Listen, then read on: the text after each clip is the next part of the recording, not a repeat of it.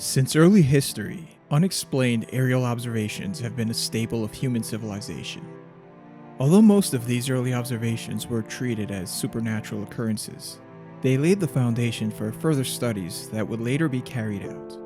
The invention of telescopes and space travel allowed scientists to observe and study distant celestial bodies, but despite their efforts, there is no evidence yet to support the speculations that there are other living creatures out there. However, these unexplained aerial observations are beginning to gain more attention recently. Just that this time, they are no longer treated as supernatural occurrences and may be in fact substantiated with physical evidence.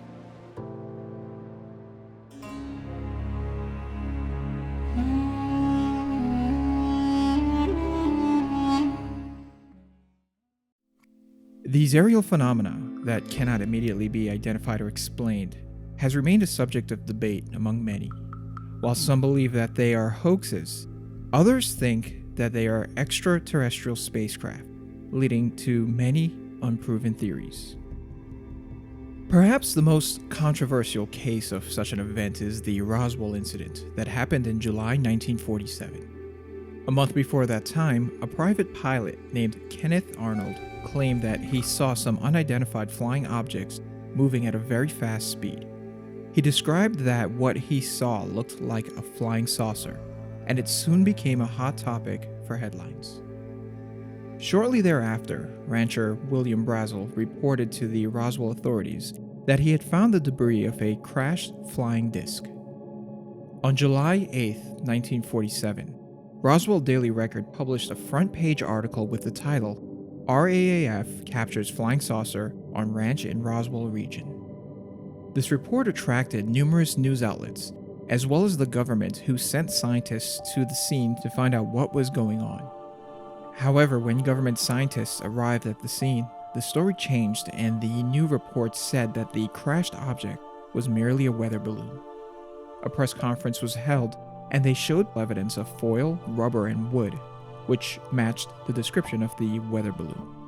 Brazel admitted to the reporters the next day that he had paid little attention at first as to whether the debris from the wreckage consisted of rubber strips and tinfoil.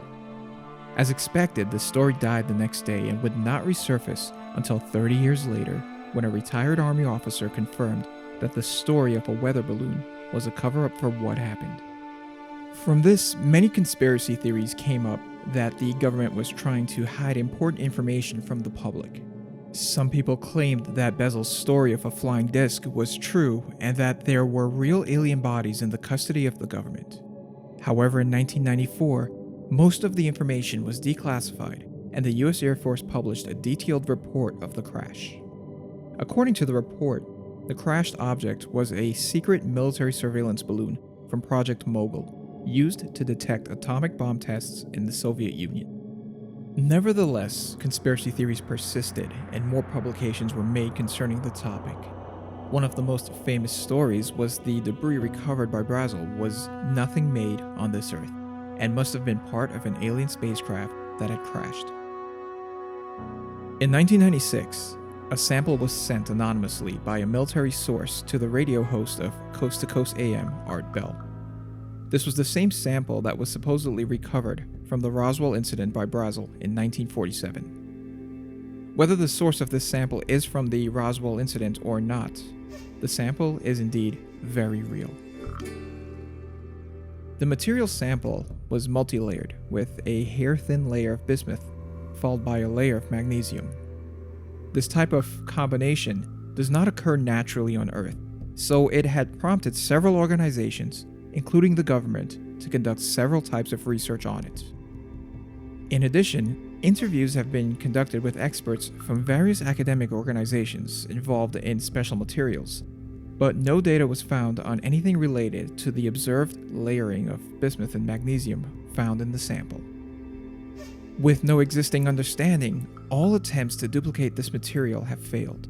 No one knows where or why it was created, leading to speculation that it must have been created with some sort of advanced civilization's manufacturing process. If this is true, then maybe this piece of metal is a remnant of an alien spacecraft.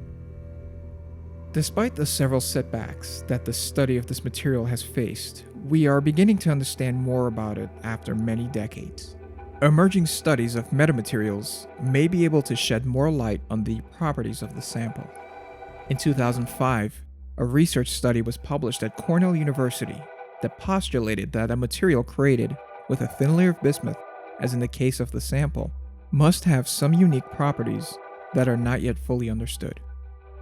Such a material could potentially create a terahertz waveguide, a technology with several potentially advanced applications in medicine, security, communications, manufacturing, and many other industries.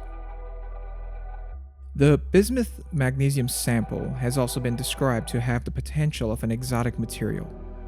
Its unusual characteristics may make it function as a material with enhanced performance, excellent strength, and durability.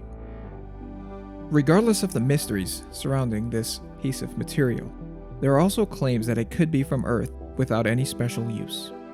In 1996, Nicholas Ryder was commissioned to investigate the bismuth magnesium sample, but it was not until 5 years later that he made a shocking discovery.